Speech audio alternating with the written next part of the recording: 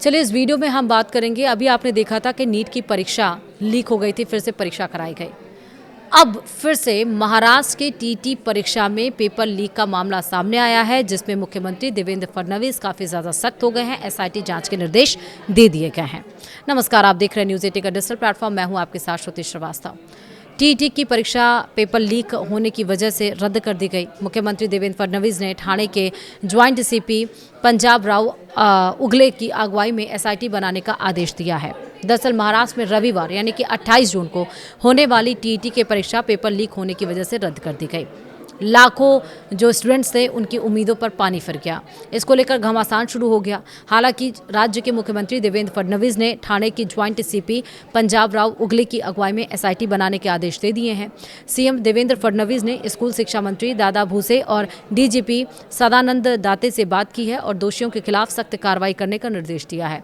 TT paper leak मामले में विशेष जांच दल की 4 टीमें महाराष्ट्र के बाहर जाकर इन्वेस्टिगेशन कर रही हैं और इसमें एक टीम पश्चिम बंगाल गई है, तो एक बिहार, एक दिल्ली और एक हरियाणा में है।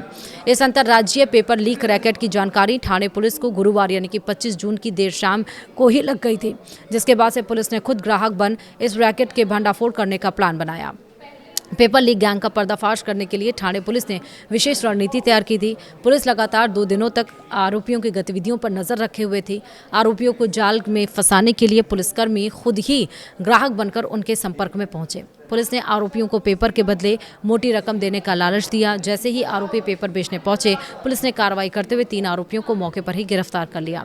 पुलिस सूत्रों के अनुसार इस सौदे के लिए कुल 4 आरोपी हवाई जहाज से दिल्ली से ठाणे आए थे, जिनमें गिरफ्तार किए गए 3 आरोपी भी शामिल हैं। फिलहाल पुलिस चौथे आरोपी की तलाश कर रही है। टीटी पेपर लीक मामले में जांच में पता चला है कि जिन 3 आरोपियों को ठाणे पुलिस ने ट्रैप कर लेकर आई है, गिरफ्तार किया है, वो तीनों उच्च शिक्षित हैं। पकड़े गए आरोपियों में राजीव कुमार ने बीएससी की है, तो आकाश कुमार ने बीकॉम कर रखा है और वहीं तीसरा आरोपी धीरज कुमार बीए किया हुआ है। यानी तीनों ही आरोपी ग्रेजुएट हैं। और इसके अलावा राजीव का ज़मीन खरीद बिक्री का व्यवसाय है, तो धीरज ने केंद्रीय विद्यालय की टीचर भर्ती की परीक्षा दी है, लेकिन वो फेल हो गया, ऐसी जानकारी मिली है।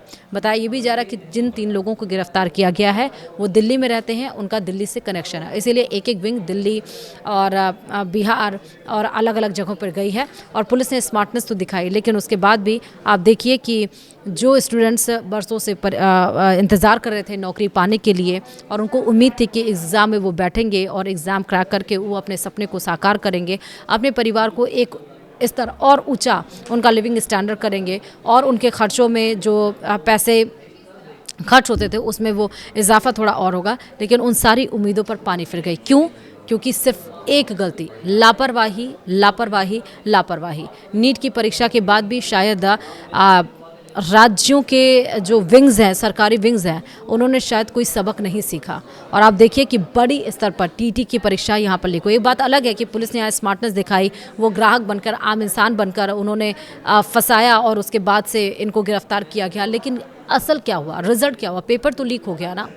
ये काम पहले क्यों नहीं किया जाता है, मेरा ये बहुत बड़ा सवाल है। आखिरकार कब तक सिस्टम की ग्लिच, टेक्निकल फॉल्ट की वजह से ये जो स्टूडेंट्स हैं वो कब तक यूं ही सिस्टम की लापरवाही का खामियाजा भुगतते रहेंगे? कब तक इस सिस्टम की लापरवाही से परेशान होकर खुद अपने अपने अपने सपनों को यूं ही बिखरते हुए देखते रहेंगे? ये बहुत गलत है। एजुकेशन सिस्टम तबाह होता जा रहा है और इस पर अब रोक लगाने की ज़रूरत है।